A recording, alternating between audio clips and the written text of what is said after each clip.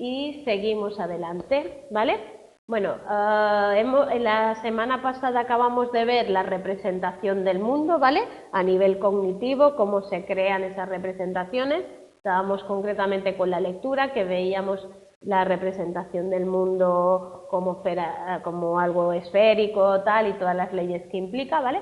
Vamos a pasar ahora a la otra parte del desarrollo en el área social, ¿vale? Seguimos en la infancia, seguimos en la preoperatoria y las operaciones concretas, pero vamos a imbuirnos en el tema social. Como hemos dicho muchas veces, los seres humanos nacemos indefensos y sin aprendizaje, y así como vamos relacionándonos con los demás, vamos aprendiendo muchas cosas. Bien, bajo la influencia de un proceso formal como es la educación, los profesores y tal, o bien simplemente con la interacción con padres, hermanos, tíos, abuelos, amigos, ¿vale? Etcétera. En esa interacción se enseñan no solo conceptos o aprendizajes, sino las normas de conducta, qué se considera correcto y qué no se puede hacer en un momento dado, qué actitudes se pueden tener hacia la vida, tanto observando. Recordad que los modelos, el aprendizaje por modelos, en muchos de estos aprendizajes, en muchas de estas áreas del desarrollo son muy importantes, porque a veces no es que nos lo digan, tienes que pensar así o tienes que hacer así, sino que en las actitudes que vemos los demás, pues ante una derrota, o en la actitud ante el estudio, o en la actitud, pues nosotros también tomamos nuestra actitud en ese momento. El comportamiento deseado, ¿no? La deseabilidad social y lo que es bueno o malo en función de la cultura o la sociedad en la que estemos inmersos. Evidentemente no todas las sociedades o todas las dentro de cultura, ¿vale? Consideran válido lo mismo. Y los instrumentos culturales necesarios para esa buena adaptación, qué es lo correcto en esta cultura en la cual yo me encuentro para que yo pueda, pues, no tener problemas, ¿vale? Cuando hablamos de adaptación muchas veces hablamos de evitar conflictos, de ser aceptados, de que uno se relacione bien con los demás, de que se desenvuelva bien en según qué ámbitos. Por lo tanto, todo el desarrollo social se halla intrínsecamente relacionado con lo que vayamos construyendo a nivel cognitivo, ¿vale? No es algo separado y no habría que verlo separado, porque claro, las normas son como esquemas o conceptos que nosotros vamos integrando, ¿vale? Y todo eso vamos a ir creando, pues, una noción de lo que es correcto y lo que no, y vamos a ir creándolo, ¿vale? Rogoff defiende que incluso el desarrollo social y el cognitivo son las dos caras de la misma moneda. Vamos a entender, o vamos a poner sobre la mesa que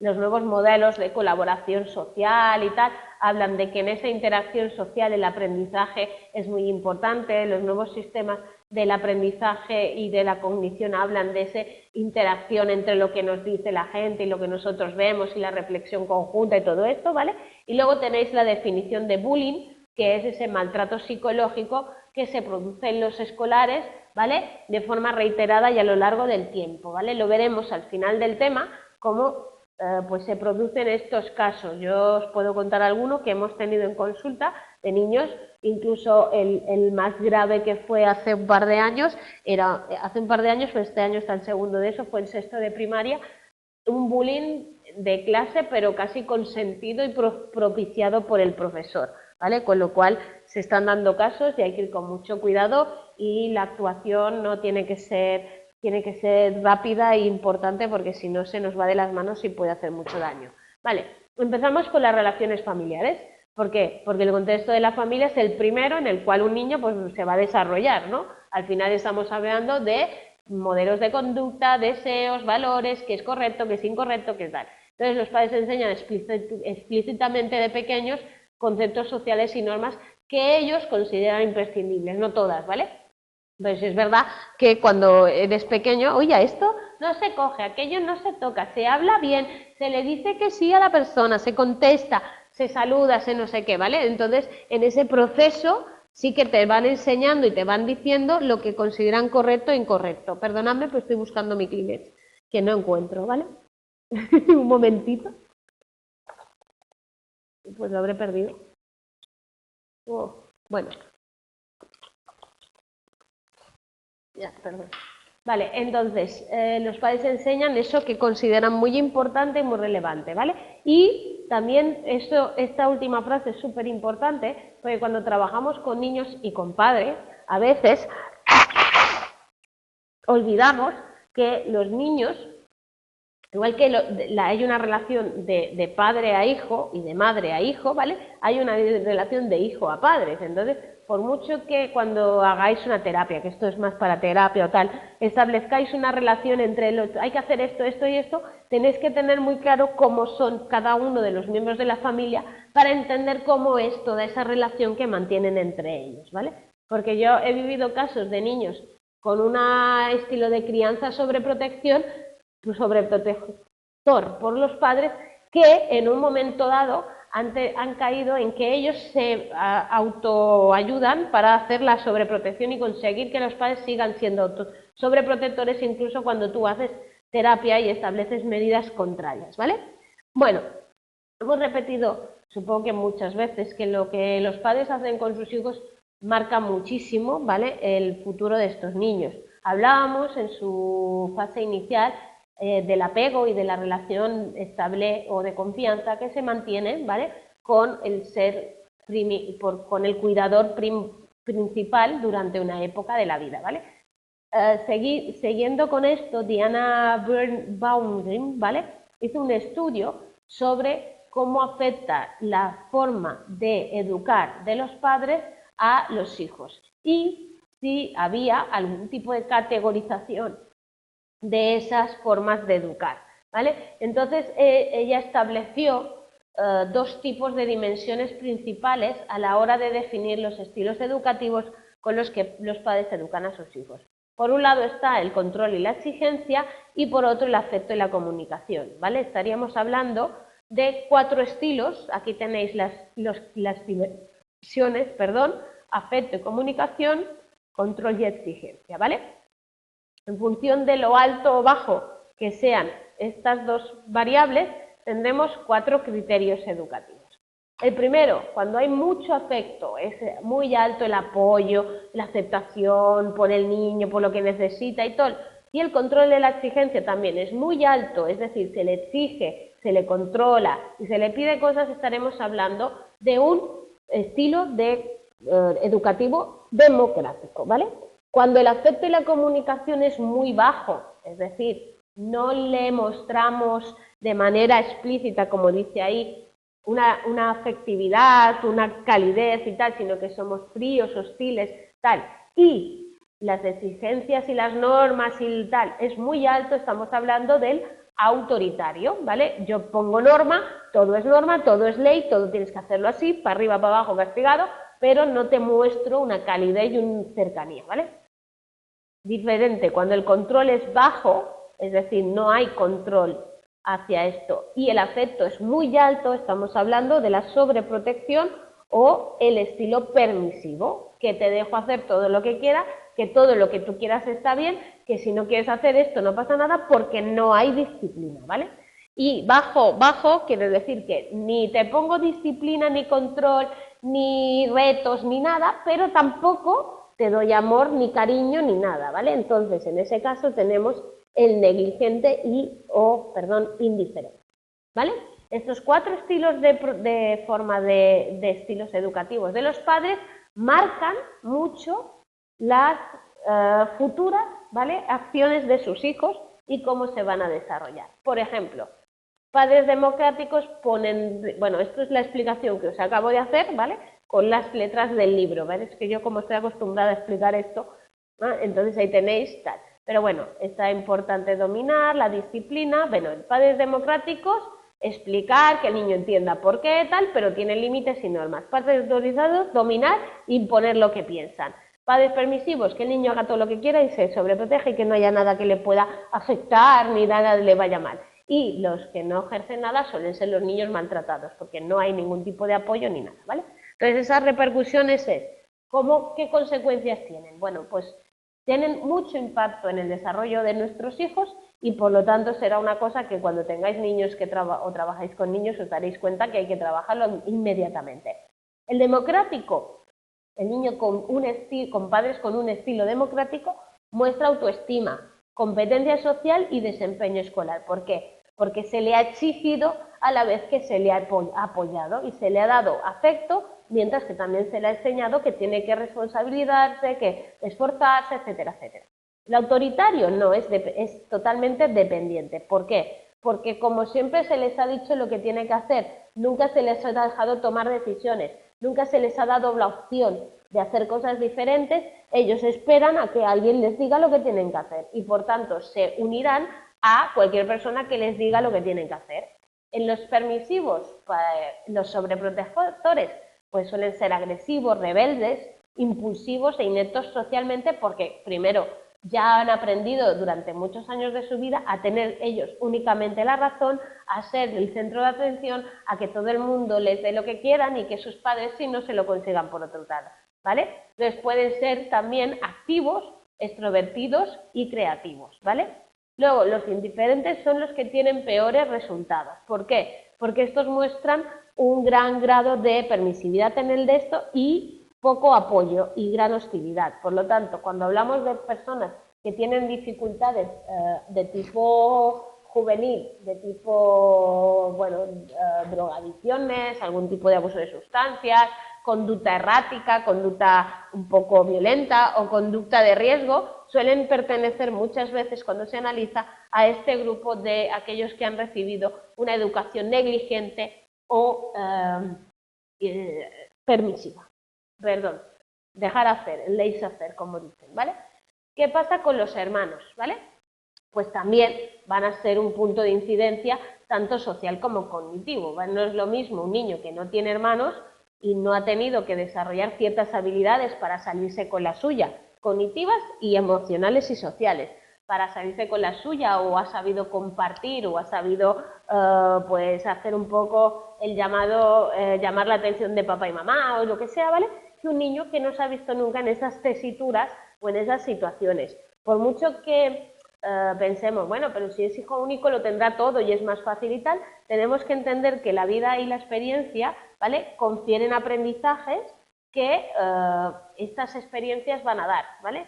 Si uno no vive por estas experiencias, pues puede tener déficit en según qué aprendizajes, ¿vale? Entonces, parece que la calidad de la interacción entre hermanos está muy relacionada con la relación que los padres mantienen con sus hijos. Es decir, padres cariñosos y con buen apoyo y con tal, tendrán una relación más cariñosa que aquellos padres que son más fríos, y también la interacción entre los hijos será más correcta, ¿vale?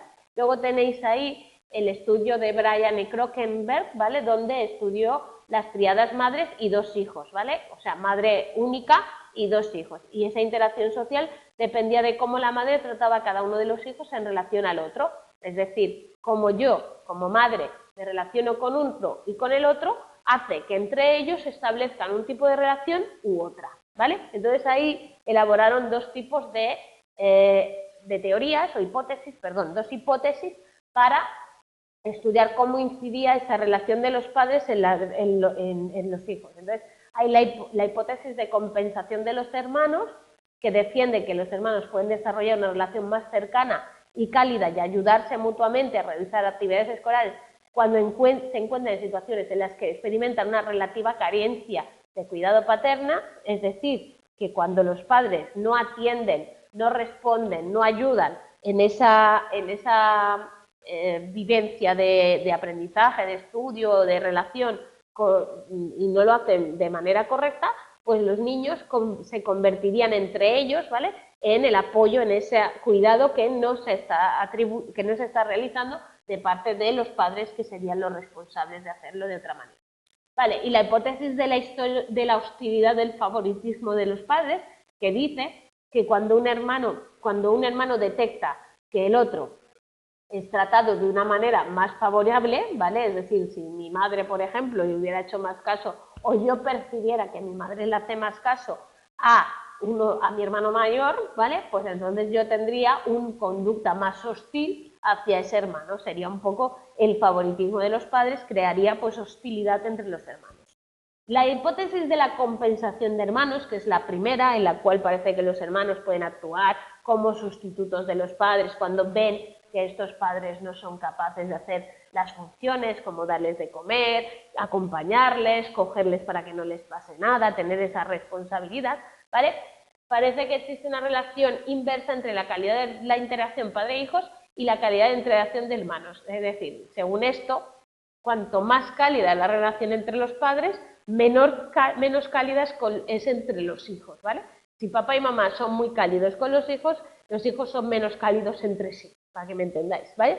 Bryan y Krockenberg también hablan de la indiferencia de la madre como algo que correlacionaba con que los niños de hermanos, ¿vale? Los hermanos tengan unas conductas más prosociales, más de cuidado, más de ayuda, más de protección, ¿vale? Hacia los hermanos menores. Entonces sería esa correlación inversa, como dice aquí. Cuanto peor, ¿vale?, es la madre, pues mejor son los hermanos, por ejemplo, ¿vale? Y Dunke y Friedrich hablaban de depresión y o cansancio que sufren las madres tras el nacimiento del segundo hijo, provoca una relación positiva entre hermanos cuando el menor alcanza los 14 meses, ¿vale? Entonces sería también el proceso negativo que está vivenciando la madre, también correlacionaría con que los hermanos generen una relación más positiva. Por lo tanto, ahí tenéis esa relación inversa, ¿vale?, entre la calidad de interacción de padres con la de los hijos.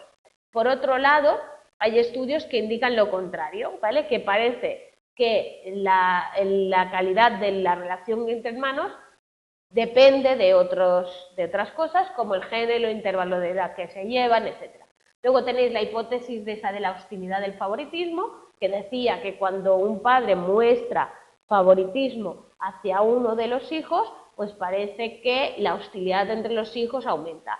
Hetherington, ¿vale?, encontró que cuando a uno de los hermanos se le trataba con calidez y afecto y al otro con mayor irritabilidad y número de castigos, hay una mayor probabilidad de que la interacción entre los hermanos sea agresiva, evitativa y con mayor conducta de rivalidad. Es decir, creamos, al hacer diferencias de trato entre un hermano y otro, ¿vale?, que creamos pues ese conflicto de base entre los hermanos, ¿vale? Pero hay quien habla de que la relación de los padres con su hijo influye, pero no determina la relación entre hermanos. Es decir, tenemos estas investigaciones, tenemos estas hipótesis, pero eso no quiere decir que se den 100% ni que siempre que haya los padres no se lleven bien con uno, pues pueda pasar una cosa o la otra, no es tan evidente, ¿vale? Y luego, ¿pueden los hermanos sustituir a los padres, ¿vale? Entonces, hay un estudio de Bryan, ¿vale?, en los que el padre no suele hablar con su hijo de edad escolar sobre emociones, ¿no? No tiene una comunicación sobre qué le pasa al hijo, cómo se siente, etc. Entonces, los hermanos pequeños podrían mostrar tendencia a buscar a los mayores a la hora de resolver el conflicto, de buscar el consejo, el apoyo, esa emoción que parece que los niños necesitan, ¿no? Entonces, se analizó las verbalizaciones de padres y hermanos mayores cuando hablaban con hijos o hermanos pequeños, ¿vale? Parece que hay una estrategia de activación directa positiva.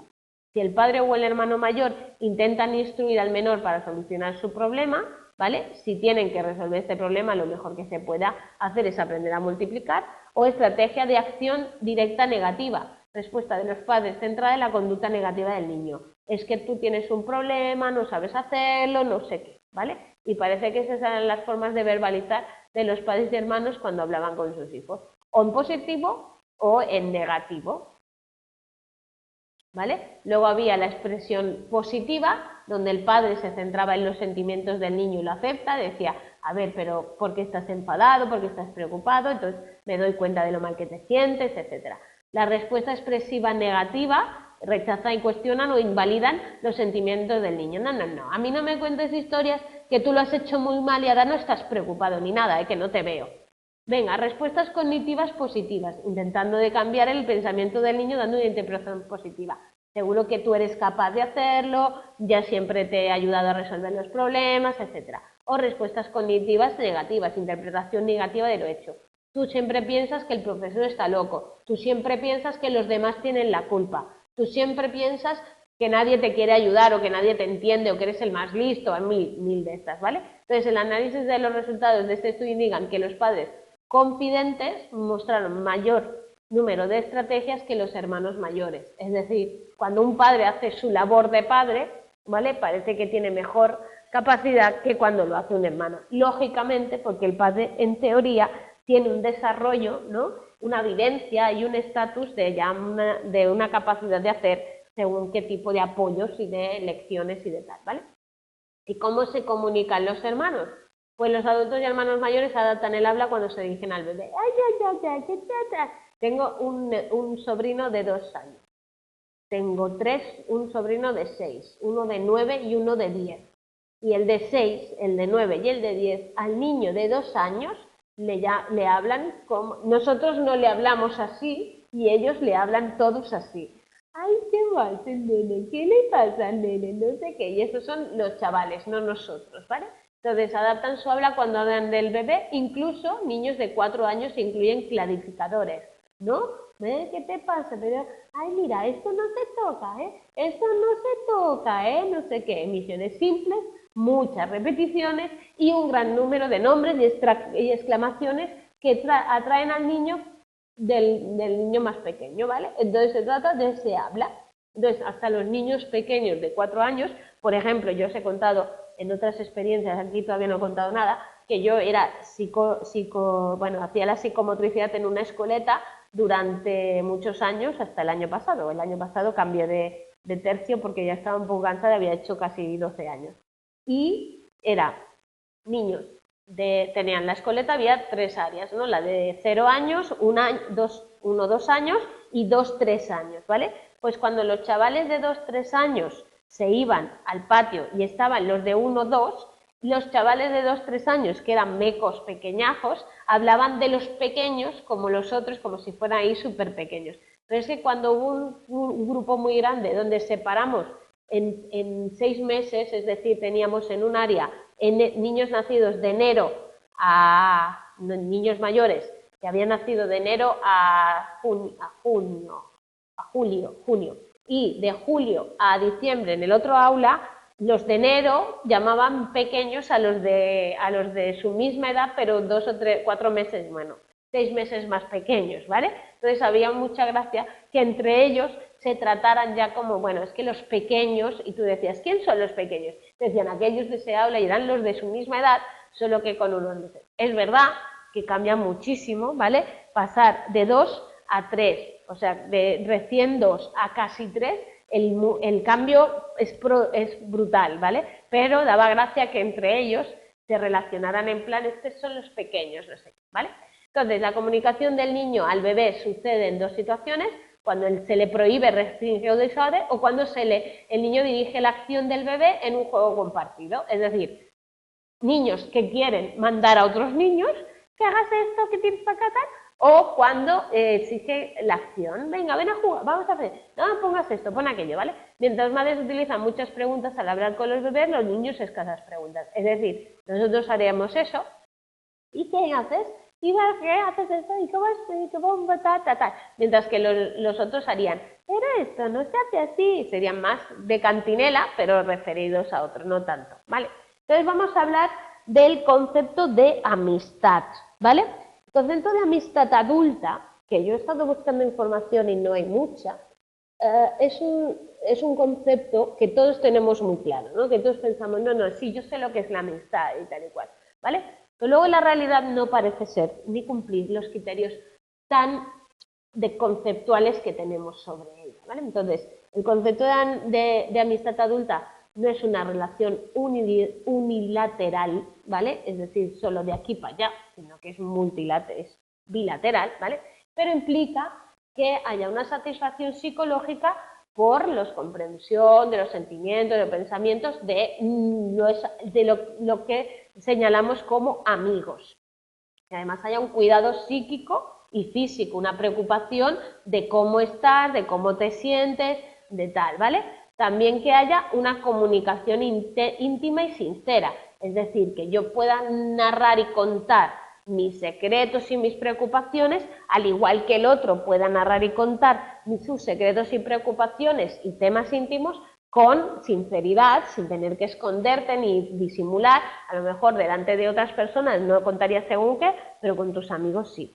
Que haya una expectativa de reciprocidad en los valores fundamentales, quien más, quien menos, se une con personas que esperan o creen que las cosas tienen que ser de un determinado modo y no del contrario, ¿vale? Porque claro, si te encuentras con alguien que cree que, bueno, que tiene valores radicalmente diferentes a los tuyos, por ejemplo, en su estilo de vida o en su forma de comunicar o en cómo o en el respeto a la intimidad, a lo mejor, bueno, cualquier área que queráis encontrar, ¿vale? Pues si esa persona pasa y te coge cosas y habla con tal y se mete en tu vida y no sé qué, pues a lo mejor tú no eres muy amigo suyo, ¿vale? Y una estabilidad a lo largo del tiempo que incluso supera conflictos que se hayan podido tener por malos entendidos, por llamadas, por conflictos, por lo que sea, ¿vale? Esto está así. Entonces, para los adultos, la ruptura podría pues afectarnos mucho y pensar que el desarrollo social del individuo ya pierde tanto, ¿vale? Entonces, la idea de los niños sobre la amistad no tiene nada que ver con esto, sobre todo al principio, nada que ver, ¿vale? Entonces, hay que ser capaces de diferenciarlo. Es una consulta que muchas veces padres y hermanos y profesores y tal te hacen, es decir, uy, pero es que ya no juega con este, pero es que no sé qué, ¿vale? Entonces nosotros tenemos que hacerles entender que el concepto de amistad que tienen ellos como adultos, el concepto de amistad que tiene un niño como niño, no tiene nada que ver. Por ejemplo, ante la pregunta de quién es tu amigo, en función de la edad, uno puede decir, pues el de mi clase, porque está al lado mío, otro, el que juega o el que me quiere, este porque me quiere, otro, con el que yo convivo cada fin de semana porque mis amigos me llevan, ¿vale? Entonces las relaciones de amistad evolucionan a lo largo del ciclo vital y cambian las expectativas sobre cómo tienen que ser los amigos y sobre la amistad que tenemos. Cambia cómo se expresa el afecto en esa relación. Cambia lo que esperamos del otro y lo que tiene que hacer. Cambia las interacciones, la comunicación, la intimidad, todo eso va evolucionando. Entonces ahí tenéis cómo el concepto va cambiando. En primera infancia, de los 0 a los 2 años, las interacciones más positivas con chavales conocidos que desconocidos. Es decir, esto de te llevo al parque a ver si conoces niños, pues un poco. Entonces hay una interacción con los niños con los que han tenido una buena relación, ¿vale? Y intercambian juegos y manifiestan un afecto positivo, lo cual no quiere decir que sean amigos íntimos ni que hablen de cosas súper íntimas. En la etapa preescolar, ahí empiezan ya a haber unos encuentros inestables con ruptura, ¿vale? Y luego pues nos volvemos a relacionar y tenemos conflictos, ¿vale? Por lo tanto, estamos hablando de esa época en la que los padres te dicen, vale, pero ayer eran amigos y hoy ya no se hablan, ¿vale? Pues es lo normal. Y a partir de ahí también tienen el mejor amigo que es el más cercano, o el que nos vemos cada día, o el que va conmigo al cole, ¿no? Como es el hijo de la amiga de mi madre y nos vemos todos los días, pues este es mi mejor amigo, ¿vale? Entonces son amistades inestables dirigidas por los mayores, ¿no? Donde yo te llevo, tú vas y allí están tus amigos, ¿no? Luego ya esto cambia. En la etapa escolar, que ya entramos en los 6-12 años, ya estamos hablando de una relación más de amistad cooperativa, de ayuda, tal, ¿vale? Porque va desapareciendo, recordad, el egocentrismo, este que teníamos, y empezamos a ver cómo son los demás, qué deseos tienen. También recordad que entre los 4 y los 5 años ha empezado a aparecer la teoría del atón y por tanto yo ya veo hacia dónde van y qué quieren los demás, cuáles son sus deseos, qué pueden sentir, ¿vale? Entonces yo suelo elegir amigos que muestren cariño, que se preocupen por lo que yo quiero, qué tal, ¿vale? Y normalmente del mismo sexo. La amistad mixta entre chicos y chicas. Hasta los 12 años, 0. En la adolescencia empezamos a tener relaciones más duraderas que ya están más en profundidad con conocimiento mutuo y que se van sintiendo mejor. Y eligen a sus amigos en función de sus características psicológicas, similitudes, ¿vale? Intereses, todo esto. Entonces estamos hablando de varones, grupos más grandes, y las niñas normalmente es cuando ya van más en pareja, más poquitas, más intimidad, ¿vale? Son más exigentes, ¿vale? Entonces, la cultura de los amigos en su entorno, esa perspectividad desde el contexto en el que se produce, ¿vale? Corsaro observó que las características de la organización social de una guardería y cómo se era la amistad. Entonces, ¿cómo era la amistad?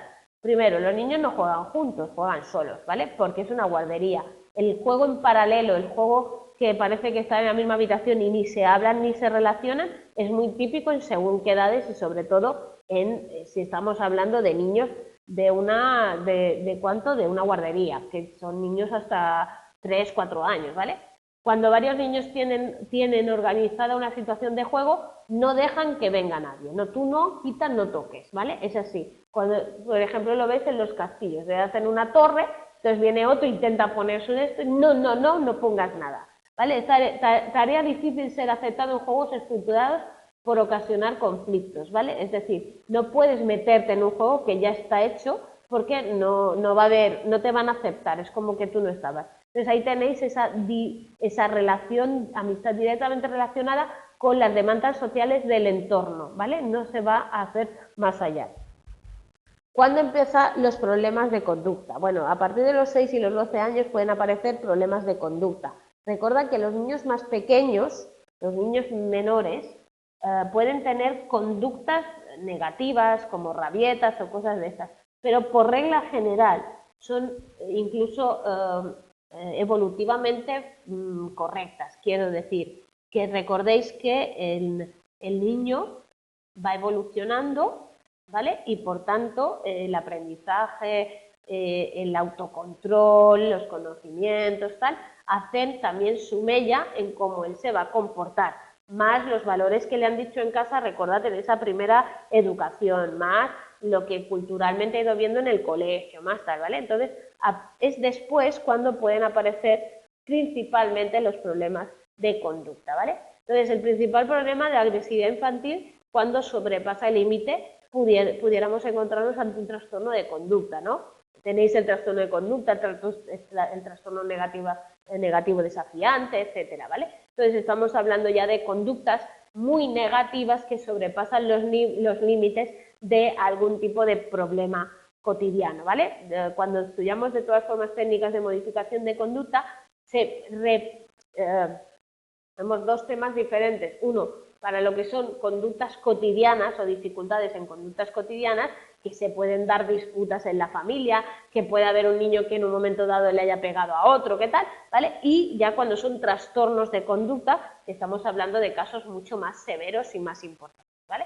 Entonces, estas se producen en contextos diferentes, puede ser en la familia, tenemos niños que pegan a padres, porque también siempre hablamos de la agresividad de los padres o de los adultos, pero también nos estamos encontrando con casos de niños con una agresividad bien verbal, bien física hacia los padres y hacia los miembros de su familia. También con los amigos, ¿no? Con la pelea y la chulería. Y también en la escuela, ¿no? Con otros alumnos, a veces los que creen que son más débiles y que pueden manipular y esto, ¿vale? Entonces, cuando esto se produce en la escuela y se puede dar en cuanto a estar metidos encima de un chaval que quizás sea más débil o que tenga más problemática, estamos hablando de acoso escolar o bullying, ¿vale? No es un origen biológico porque nada de lo que estamos hablando, cuando hablamos de trastorno de conducta, estamos hablando de trastornos que pueden venir, que podemos modificar y que podemos trabajar en consulta, ¿vale? Lo que pasa es que el tipo de conducta que tiene un ser humano en un momento concreto puede estar sobre todo determinado por la experiencia, es decir, estamos hablando de que hay una experiencia, pero también de los genes, no podemos... yo siempre os pido que por favor no paséis al lado opuesto o al lado negro, ¿no? Si antes se imponía que todo era biológico-genético, ahora no vayamos a pasar a que todo es psicológico-social. Vamos a quedarnos en el modelo biopsicosocial, que es el que nos permite explicar desde todos los factores la conducta de la gente, ¿vale? Por lo tanto, hay que ir a entender que es verdad que hay una experiencia, hay un aprendizaje, ¿vale? Pero también hay una parte biológica que tiene el niño, tú puedes ser más impulsivo o ser más susceptible o tal, ¿vale? A mí no me gusta irme siempre a un lado, ¿vale? Y también la violencia, cultura y la sociedad en la que vivimos. En otras clases que yo he impartido en otras asignaturas, hablamos de que estamos viviendo un momento en el cual la violencia no es que esté aplaudida, pero muchas veces no se castiga lo suficiente, ¿vale? Y que se propaga mucho por chats, por Twitter, por información de esta, el insulto, la agresividad, el tal, ¿vale? Con lo cual también tenemos que entender que todo hecho violento es inevitable en la cultura, pero además que hay épocas y hay culturas en las cuales el hecho violento se propaga más o se extiende más, ¿vale? Y en William James, que es un psicólogo clásico del 19, ya definió que la violencia era un instinto del ser humano, ¿vale? Freud lo habla como un impulso innato, bueno, es una portal, ¿vale? Y luego tenemos otros tipos de aportaciones de diferentes escuelas, donde estamos hablando de que es un resultado de aprendizaje de un hábito perjudicial. Por ejemplo, de que haya pues una recompensa de esa agresividad porque alguien le felicite de que ha sido, no sé, el más valiente o cómo se ha quedado el otro, tal, y tanto puede ser con adultos como con otros amigos, porque claro, hay relación entre los chavales que uno le dice al otro, tal, qué guay que le has dicho, no sé qué pringao, tal, y se están reforzando esas conductas negativas en el propio grupo escolar o grupo de ambiente, ¿vale? Entonces ahí tenéis que hay unas etapas descritas sobre la agresividad, ¿vale? Entre los 4 y los 7 años se caracterizan por mostrar más celos, más envidia y dedicar más juegos violentos, ¿vale? Entonces es más hacia los demás como que ellos tienen algo que tú no tienes. A partir de los 6-14 hablamos ya de peleas más físicas en hombres hasta ahora y más verbales en mujeres, pero las mujeres empiezan a darse. No sé si habéis visto algún vídeo o algo así, pero también empiezan, ¿vale? Entonces empezamos ahí a detectar entre los 6 y los 14 primeros síntomas de autocontrol y irracionalidad con la relación a la agresividad. Es decir, hasta dónde están justificando esa agresividad y también hasta dónde no están asumiendo el control a no entrar en según qué tipo de disputas o de peleas, sobre todo públicas. Luego, tenéis ahí que la diferencia de género, que a partir de los niños son más agresivos que las niñas, ¿vale? Y que atacan más físicamente. Mientras que las niñas tenemos, ¿vale? Y eso es así, todavía, no hay que tal, ¿vale? Aunque se ve que aumenta, disminuyen las diferencias, ¿vale? Más como insultarnos, gritarnos, hacer el de esto, pero no dar, ¿vale? No agresivo, ¿vale? Entonces la agresividad y la violencia se van aprendiendo de generación en generación, dejando a las mujeres unos papeles de la lucha diaria. Recordad, por si alguien no lo recuerda, el experimento del muñeco bobo, ¿vale? Y de cómo Bandura ya habló del aprendizaje por observación de las conductas violentas y agresivas, ¿vale? Si alguien no lo reconoce o no lo conoce, que busque en internet, ponga bobo, muñeco bobo, que es un payaso al que le dan una paliza que ni pa' qué, ¿vale? Para entender un poco cómo es el modelado, el aprendizaje de lo que es la agresión, ¿vale? Entonces, la agresión es una forma de interacción aprendida, porque se aprende en las relaciones familiares, en cómo se va a relacionar con el resto del mundo. Por lo tanto, si los padres de un niño agresivo suelen ser duros en sus actitudes y prácticas disciplinarias. Esto de somos unos padres, bueno, a ver, somos unos padres súper blandos y nuestro hijo ha salido un cañero. Puede pasar cuando es sobreprotección, entonces el niño o la niña se cree centro del universo y por tanto impone conseguir todo, y cuando se le niega o cuando ya no se le puede dar todo lo que quiere, puede haber un poco de agresividad.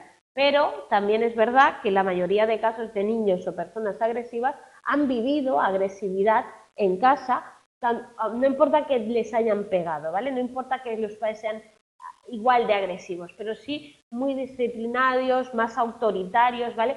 Más controladores, más queriendo decir lo que ellos quieren, ¿vale? Entonces se preocupan por el control de sus hijos, ¿vale? Pero las madres, padres menos afectivos y menos apoyo emocional, con lo cual los niños salen rebotados ya directamente, ¿vale? Por decirlo así a lo bestia. Entonces, la violencia en los medios también puede favorecer esas conductas agresivas. El hecho de que cada semana podamos ver peleas entre personas, de que ellos entren en Instagram o en Twitter o en todo lo que entran o en tal y vean peleas por vídeo que se graban, ¿vale? Todo esto, además de las películas, todo, ¿vale? Va a influir en que la persona pueda ser más agresiva porque controle menos, porque cree que es más guay o que es más chulo o que se puede hacer, ¿vale? Pues los datos indican que solo aquellas personas que poseen fuertes inclinaciones a la agresión pueden ver aumentados sus sentimientos agresivos después de ver una película, ¿vale? pero claro, si hay ese ambiente, pues sí. Y los componentes cognitivos también van a ser importantes de lo que piensa la persona en cuanto a la agresividad y lo que va a hacer. Factores cognitivos, pues esos que hablamos de no tener estrategias no agresivas para responder a una situación que no les gusta. Por ejemplo, un chaval que no tenga tolerancia a la frustración, cuando le digan que no a algo, en vez de intentar interiorizar y pensar, bueno, voy a pedirlo de otra manera o lo pediré otro día tal, monta un pipote en plata, dice, porque tú me debes. Y entonces ahí tenemos una conducta donde puede llegar luego a la violencia, ya de por sí agresiva, ¿vale? Podrían ser debidas a problemas a la hora de interpretar la información, es decir, que todo lo vivencien como algo negativo, como que les critican, esto lo dicen además. Yo he tenido en consulta adolescentes que sus padres les están diciendo cosas y ellos automáticamente interpretan que es que todo el rato me criticas y todo el rato me controlas. Y tú te quedas un poco flipando diciendo, pero si no te ha dicho ni te ha criticado ni nada. Pero eso sí que pasa, ¿vale? Están factores de personalidad. Un gran número de niños con conducta pueden tener algún rasgo psicótico. También son niños más extrovertidos, que buscan el contacto social, que se mueven más, también que interactúan a través del enfado, de esa rabia que pueden tener, por lo tanto les hace ser más agresivos.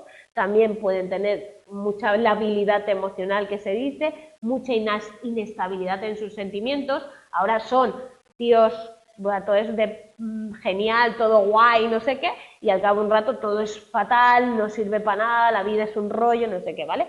Pero la diferencia de estos temperamentos es características de respuesta emocional y la falta de adaptabilidad social, ¿vale? Pues ahí tenéis los niños fáciles, que son los positivos, los que tienen reacción de baja intensidad, y los difíciles, que ya son agresivos y tienen respuestas de rabietas, como dice, ¿vale?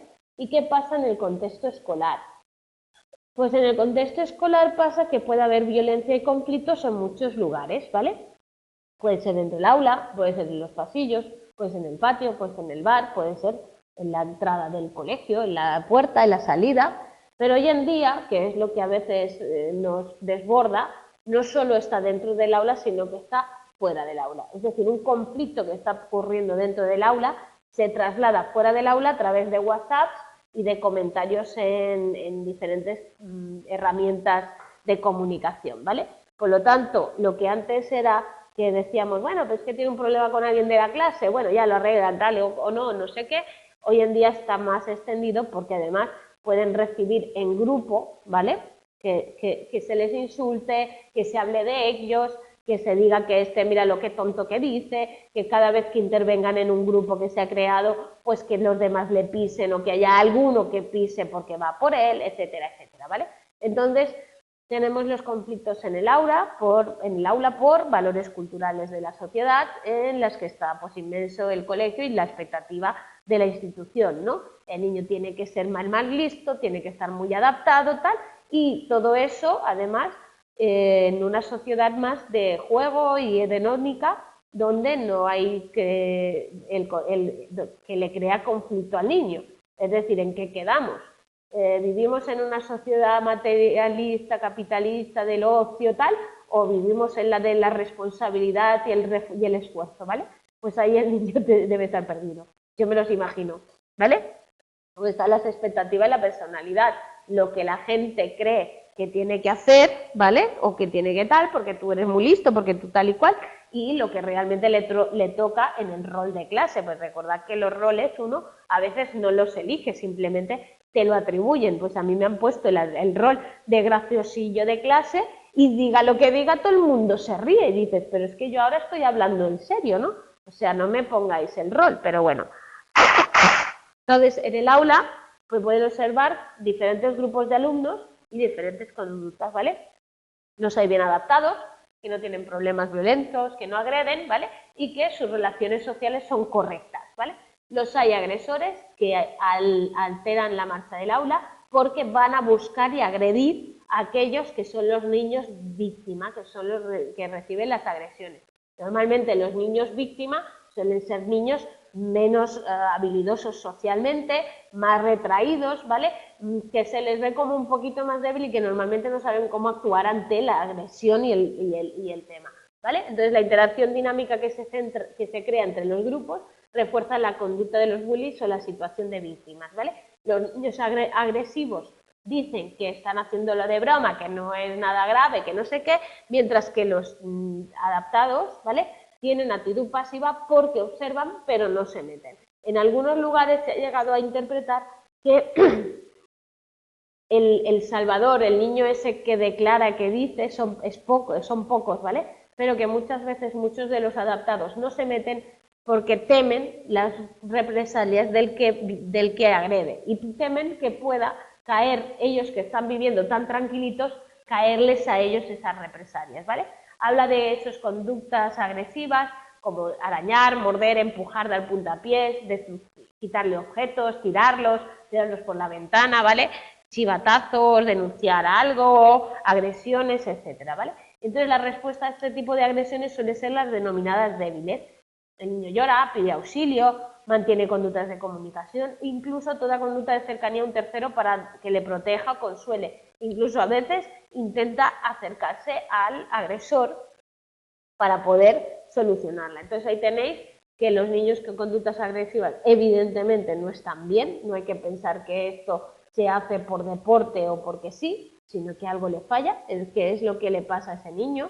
A veces es que no hay una correlación entre el castigo y la conducta, a veces hay un castigo que debe ser impuesto, hay correlación negativa entre el rendimiento y las conductas, los niños impopulares muestran más agresión, ¿vale? Niños que están solos, que ven mucho rato la tele, que no hay relación positiva con la familia, etcétera, ¿vale? Por lo tanto, estos niños además pueden tener componentes afectivos y cognitivos sobre malos o mal estructurados sobre el mundo social y lo que representa toda la parte emocional.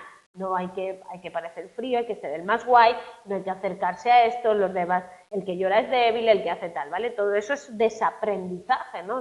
Desinformación para niños que a veces no han tenido pues esa relación, ¿vale? Entonces ahí tenéis un estudio sobre agresión y agresividad en las aulas, en Suecia, ¿vale? Y las variables a establecer fueron el negativismo de la madre o el padre, ¿vale? Negativismo, el temperamento del niño, la permisividad materna-paterna, ¿vale? Recordad, negativismo, no sirves, no puedes, no vales tal, permisividad, haz lo que te dé la gana, y los métodos usados para cambiar las conductas, ¿vale? La 1 y la 3 son las que demostraron una mayor correlación con las conductas agresivas. El negativismo del padre y la madre o la permisividad materno-paterna, que influyen tanto a estos niveles, ¿vale? En relación a los agresores suelen ser impulsivos, dominantes, suelen ser más mayores que el resto de la clase, son más físicamente también grandes, más varones, ¿vale? La relación de las personalidades tienen un alto nivel de ansiedad, por eso también tienen agresividad y asertividad, desafío, provocación, etcétera. Son sinceros, tienen psicoticismo, neuroticismo, extraversión y sinceridad, ¿vale? Que son escalas del MPI o del 16PF o tal, autoestima ligeramente alta y bajo control de las relaciones sociales. Lo cual quieren imponer un poco sus cosas, ¿vale? Hay otros perfiles de violento, hay niños que toman la iniciativa y dirigen la agresión en la sombra, ¿vale? De manera que fomentan, mira métete, dile algo a dile a qué, háblale a de tal, fíjate qué tal, ¿vale? Y luego están las características de las víctimas. Son ansiosos también, pero muy inseguros, prudentes, sensibles, con baja autoestima, muy tímidos, poco asertivos, tienen algún tipo de problema físico, tienen menos desarrollado el cuerpo muchas veces que los otros, parecen niños más pequeños dentro del aula. Contestan a las agresiones retrayéndose o respondiendo mal, ¿vale? Entonces sus relaciones familiares son mejores que las de los agresores, pero no son buenas, porque están o muy protegidos o no tienen independencia o hay demasiado control, ¿vale? Con lo cual ese control les impide haber generado respuestas adaptativas a muchas situaciones conflictivas y por tanto no saben cómo responder. Entonces hay dos tipos de víctima, hay la activa que provoca y la pasiva que se calla y sufre en silencio, ¿vale? Cuando decimos la activa que provoca suele ser una estrategia negativa de ir a responder para conseguir que le dejen en paz, que eso da más juego al agresor porque le da vidilla, puede seguir metiéndose con él, puede hacerle más bromas, puede seguir, ¿vale? Entonces el informe del defensor del pueblo declara que las víctimas contarían su situación de sufrimiento a amigos, ¿vale? Fijaros, al 65% a los amigos. Algunos, en un 36% a los padres. Pero profesorado y a nadie, entre el 8 y el 20 están todos, ¿vale? Entonces ahí tenéis el proyecto SAFE que propone esa intervención preventiva para disminuir la violencia escolar, ¿vale? Que se lleva a cabo en colegios y tal. Y cuando los niños a eso llegan a la adolescencia, se vuelven en un porcentaje muy alto, en un 60% delincuentes y los más graves, 40%, con sentencia firme de la acción judicial, ¿vale? Entonces ahí tenéis, pensad que los niños agresores suelen ser personas pues con eso, con baja tolerancia a la frustración, impulsivos, el modelo o el ejemplo que tendríamos de una persona agresiva en la edad adulta, ¿vale? Pues nada, hasta aquí el tema lo seguiremos completando la semana que viene con la lectura, ¿vale? Que es sobre las emociones ya más complejas. Espero que paséis buena semana y nada, buenas noches a todos. Gracias a ti.